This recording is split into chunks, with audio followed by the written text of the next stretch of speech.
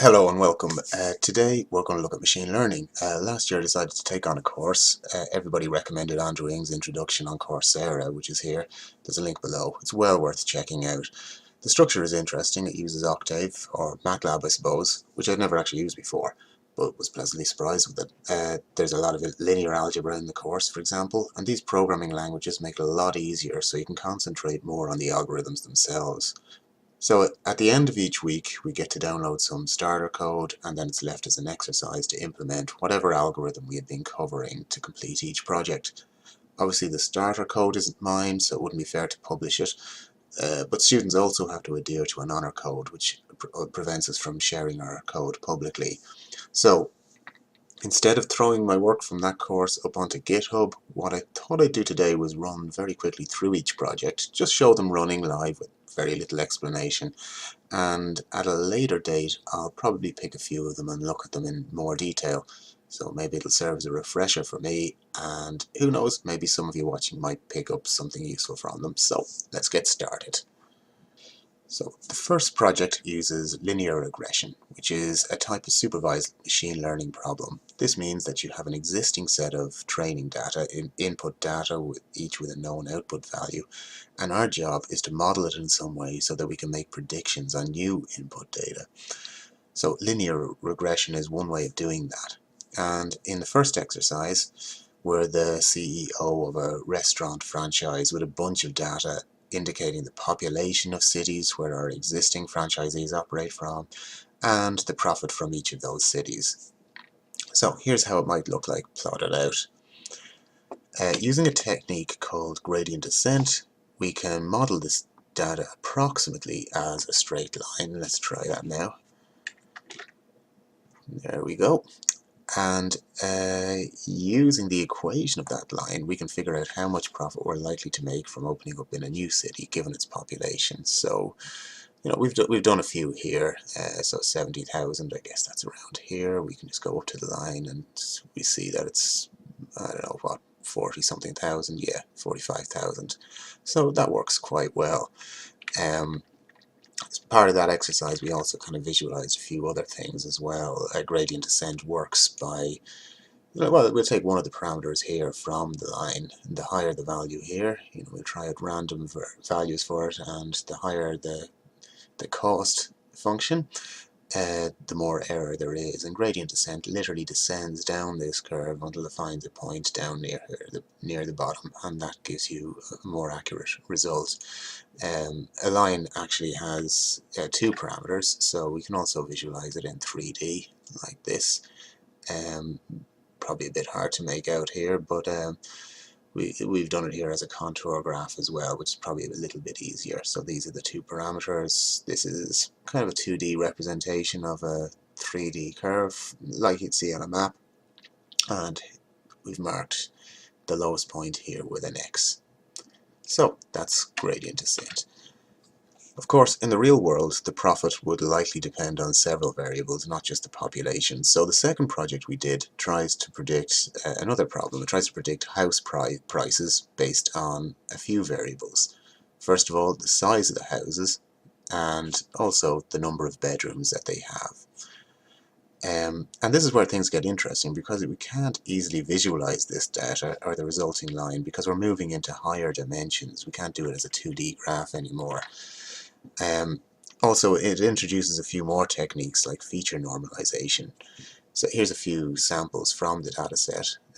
There's the size in square feet, there's the number of bedrooms, and there's the price that we're expecting it to be. That's the price that our data is giving us at the moment. And we're going to use this data and a lot more samples besides to try and predict another property. So you'll notice that the house size is orders of magnitude bigger than the number of bedrooms. So scaling these features usually helps gradient descent converge faster to a better result. So let's try it out. Now you can see here that gradient descent is actually converging quite fast, actually, just after around 10 iterations. And so feature normalization clearly works. And here's our prediction here.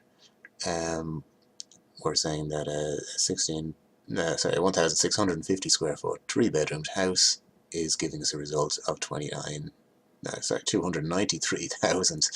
That's quite a difference. Okay, so generally speaking though, gradient descent will often approximate the best answer. So we also looked at using the normal equation instead to cut straight to the chase. Let's try it now. And the answer is close, but it's more accurate. It's only a few dollars out, so it probably doesn't make much difference. Now there's pros and cons to both methods. The normal equation will give you the exact answer in one step, whereas gradient descent loops many times to get close to the exact answer. In this simple case, the normal equation probably comes out on top because it's a little bit more accurate. But as you get into larger data sets with a lot of features, it could run very slowly, in which case gradient descent might be a better option. So one of the features of linear regression is that it predicts continuous values, but often you want to categorize data instead or predict discrete values. The next project, for example, tries to predict whether or not a student will be admitted into a university based on their scores over 2 exams. And to do this, we use a technique called logistic regression to create a linear decision boundary between successful and unsuccessful candidates. And this helps us to predict where new applicants are more likely to fall. Let's have a look at it quickly. Here's the data. I'll put that over to one side here. And when we run logistic regression on it, we get a decision boundary right here. And it's a pretty good result. There's a few stray points, but it does quite well. So let's use it to make a prediction here. And we've got a student here with scores of 45 and 85, and we predict an admission probability of 0.77. So this person is likely to get in.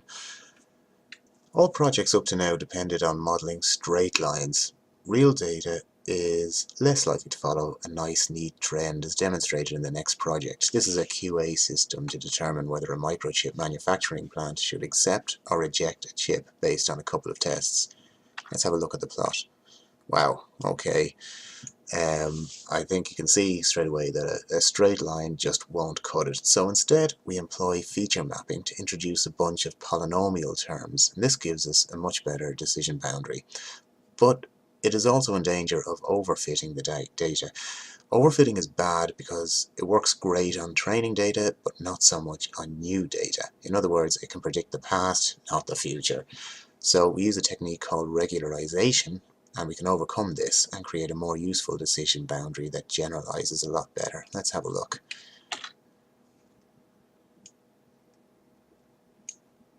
Now, that's a pretty good result, I think. That should be very useful. Classification algorithms are great, very useful, but suppose you need to classify data into more than simple yes or no categories. Well, the next project does just that, using a one versus all technique to classify handwritten digits. We were supplied with 5,000 examples of 20 by 20 pixel grayscale handwritten digits, each representing the numbers 0 to 9. And let's have a quick look at an example. Here's a set of them here.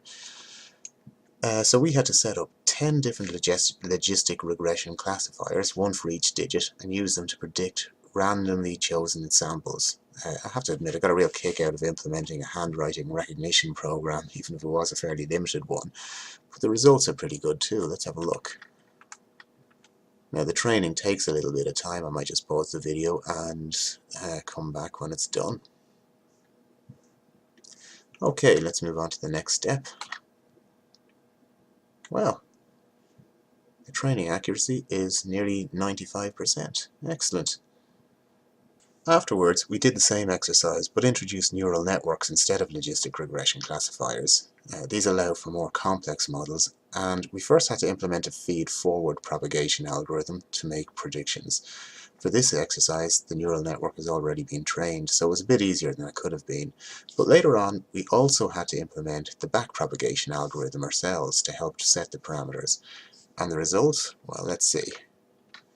Wow, 97.5% accuracy, so that's an improvement on logistic regression. But let's see it visually in action. Let's try a few. So it's Here's a handwritten digit. Sorry about the resolution, it's quite low, but it's still predicting that it is the number 4. So that's pretty good. Let's try a few more. Number 6, yeah, got that right. Number 1, yeah. 7, 6, 3, 5, and so on. That's pretty impressive, don't you think? The next project goes back to linear regression again, and this time you'll notice that the data is not very linear. If we proceed as before, we'll still get a result like this, but it doesn't really model the data very well. So this project is about diagnostics. What should we change to get better results? And the first thing we did was to split the data into a training set, a cross-validation set, and a test set. And we plotted the learning curve for the cross-validation and test sets to illustrate that the data had a high bias. And now that means that it's underfitting the data, so you'll see that the error is actually quite high, from the training set and the cross-validation. They're both giving quite a high error.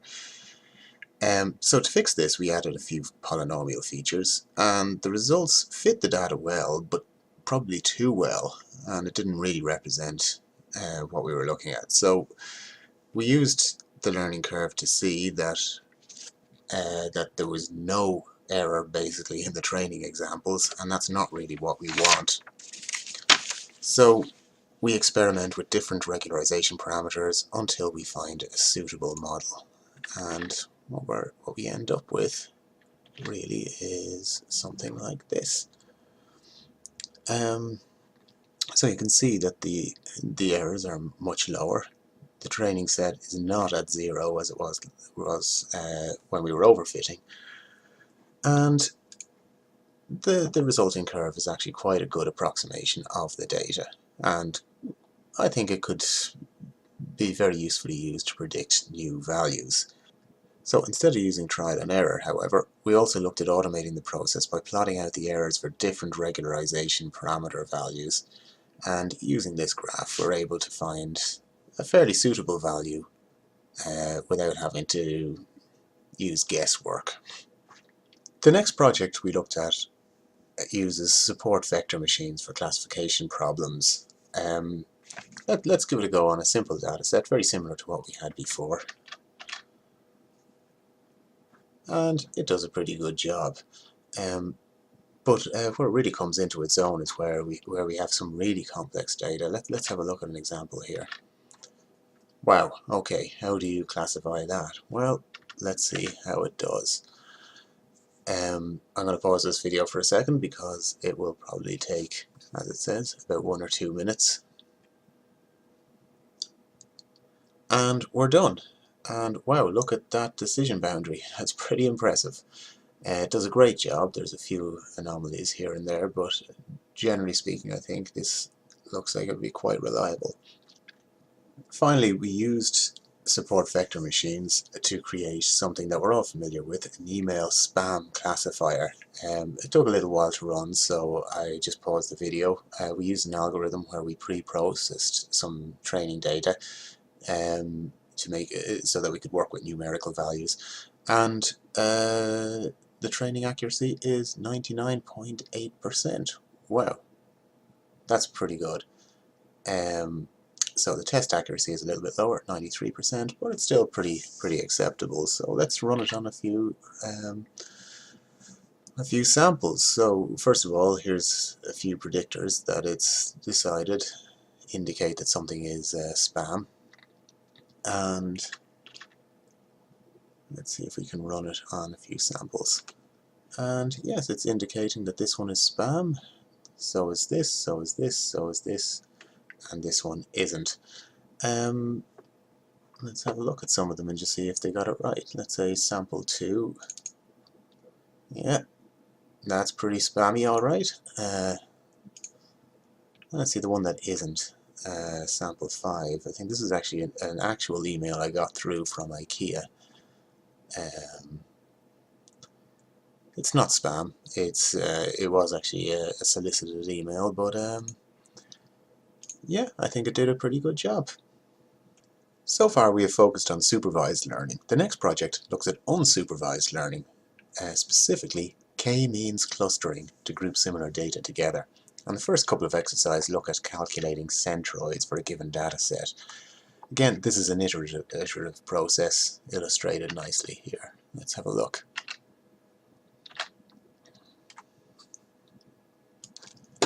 Now that's the first iteration. Let's see how it progresses.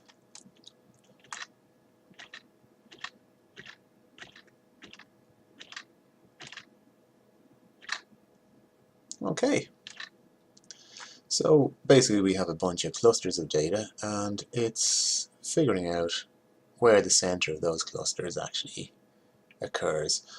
So it did a pretty good job on that. And there's a lot of uses for that actually. Here's one example, reducing the number of colors in an image. The image is loaded, reshaped to a matrix of pixel positions and colors, and then run through our k-means function. Here are the results. Standard 24-bit image reduced to 16 colors. So you could conceivably replace the RGB values with a 16-color lookup table, and that would significantly reduce the file size. So it's a very good way of compressing your data. The next project in this section looks at Principal Component Analysis, or PCA, and its purpose is to reduce the number of dimensions in a dataset. Now this can be very useful both for compressing data and also for speeding up learning algorithms. So first off, we try to visualize what this looks like when reducing a 2D dataset to one dimension. Let's have a look. There's our 2D dataset. Let's move it to one side. And there we go. We reduce everything down to one single dimension, marked here in red. So in practice, we're probably more likely to reduce hundreds of dimensions to, say, a few dozen. But now that we can see how it works, we'll move on to a data set of faces. Calculating and visualizing the principal components of this data set looks a little weird. Let's have a look. There's our faces. And here are the principal components. Wow, okay. In fact, you can approximately recreate the originals from this data. Let's have a look. Here they are side by side with the originals. I don't know if you can make it out, but they are quite similar, only without any detail. So if you're, for example, developing a facial recognition system, this new data would be much quicker to work with than the original. In this case, the new data set is reduced by a factor of more than 10. So let's have a look at one final example of PCA.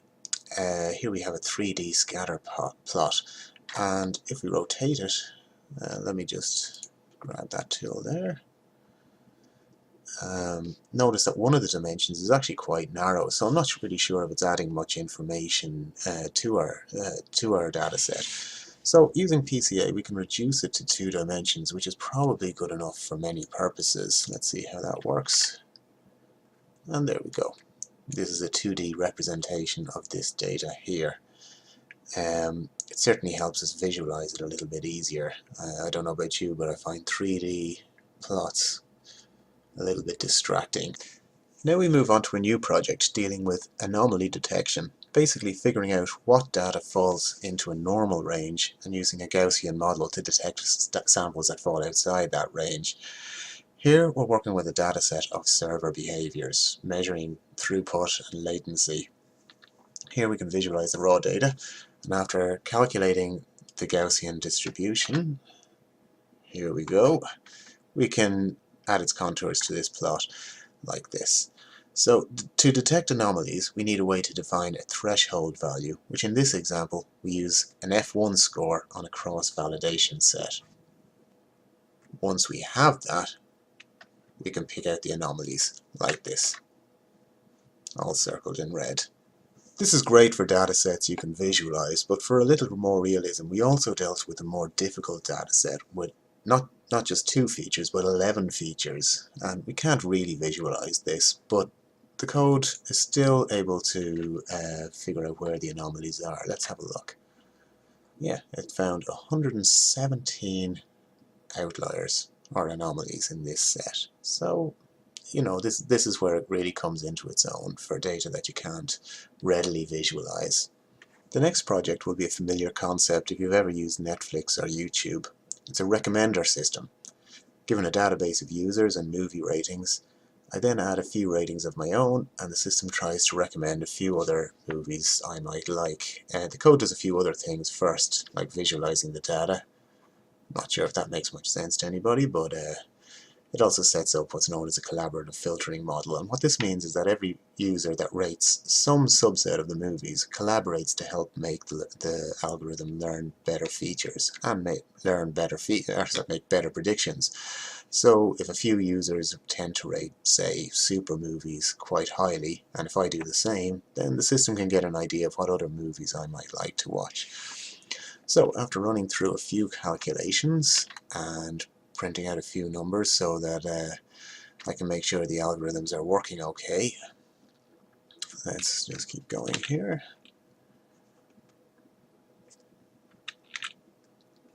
Okay, you get a list of my personal movie recommendations. So these I have added in myself. Now these are not what I would normally rate these movies. Actually, I enjoyed all these movies. I deliberately rated family movies higher and everything else quite low, just to see how it affects the results. So once the training is done, what do we get? Let's have a look.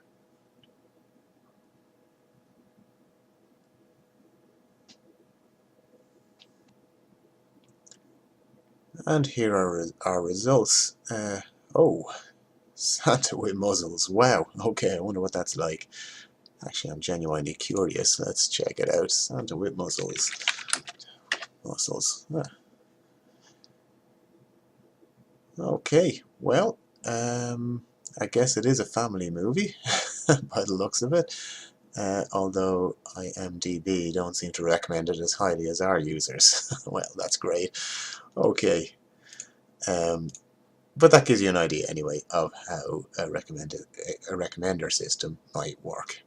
So that's a whistle-stop tour of what I worked on during the machine learning course. I'm hoping to go into more detail with certain topics in future videos, but if it's a subject you're interested in, I'd recommend just signing up for the course itself. I think there's both a free and a paid version of it. I did the paid version. The content is much the same, but you get a verified certificate at the end of it, and it also pretty much inspires you to keep on going.